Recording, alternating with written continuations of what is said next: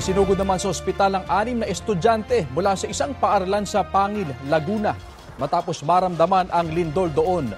Nahilo at nahirapan umanong huminga ang mga estudyante nang bumalik sa kanilang silid-aralan matapos isagawa ang duct cover and hold.